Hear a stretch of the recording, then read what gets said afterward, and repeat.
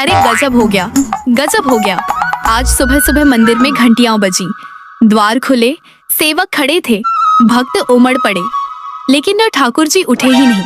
न मंगला आरती, न शंखनाद, न वो परिचित मुस्कान। अंदर देखा गया तो जगन्नाथ जी ऐसे सो रहे थे जैसे कोई नटखट बालक, मुंह थोड़ा खुला, हाथ सिर के नीचे और चेहरे पर अजीब सी थकान। सेवकों के हाथ कांपने लगे। कोई बोला, ये आज क्या हो गया? और तभी भगवान की नींद के पीछे जो कारण निकला, उसने पूरे मंदिर को चुप करा दिया। पर ऐसा क्या हुआ था उस रात, ये जानने के लिए सुनिए ये पूरी कथा। मंदिर की हवा में आज कुछ अलग था। सूरज निकला जरूर था, पर उसकी किरणों में भी आज जल्दबाजी नहीं थी। मंगला आरती का समय हो चुका था।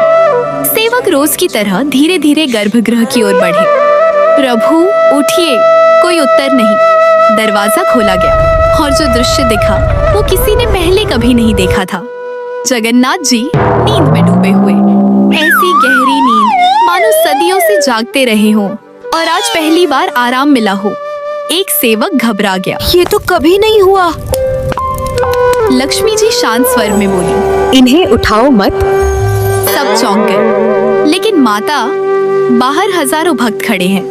तभी बलभद्र जी मुस्कुराते हुए पास आए, कान के पास मुंह ले जाकर बोले, उठ जा, नहीं तो पंडा जी काढ़ा ले आएंगे। कंबल के अंदर से आवाज आई, काढ़ा नहीं, कल ही पिया था। पूरे गर्भगृह में पहली हंसी गूंज गई, लेकिन वो हंसी ज्यादा देर नहीं टिकी, क्योंकि तभी जगन्नाथ जी की आवाज बदल गई।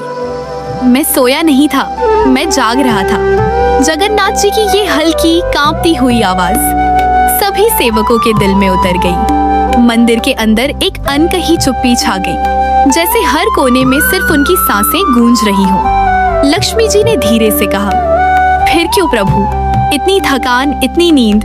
जगन्नाथ जी ने आंखें बंद रखी और बोला, कल रात एक माँ थी, छोटी सी झोपड़ी में बैठी, अपने बीमार बच्चे को गोद में लेकर रो रही थी। हर आंसू, हर सिसकी सीधे मेरे हृदय तक पहुंच रही थी। मैं मंदिर में लेटा था, पर मेरा मन वहां बैठा था। मैंने देखा उसकी आंखें, उसके हाथ, उसकी थकान और उसके भीतर छिपा डर। बच्चा लगभग सो रहा था, पर सांसें अनियमित। हर पल मुझे उसकी धड़कनों की चिंता थी। अगर एक पल भी वह रुकी तो माँ का विश्वास टूट जाता और उसका हृदय टूट जाता। मैंने पूरी रात उसके साथ बिताई, हर सांस गिनी, कभी तेज, कभी धीमी। हर पल उसकी चिंता में मेरी नींद कहीं खो गई। बार बार उसकी माँ को देखा, उसकी आंखें भीग रही थी, पर वह हिम्मत नहीं हार रही थी। और जब सुबह हुई, बच्चे ने पहली बार आंखें खोली, माँ के हाथ थम गए। उसने धीरे से कहा, धन्यवाद भगवान। तब जाकर मेरी आंख लगी।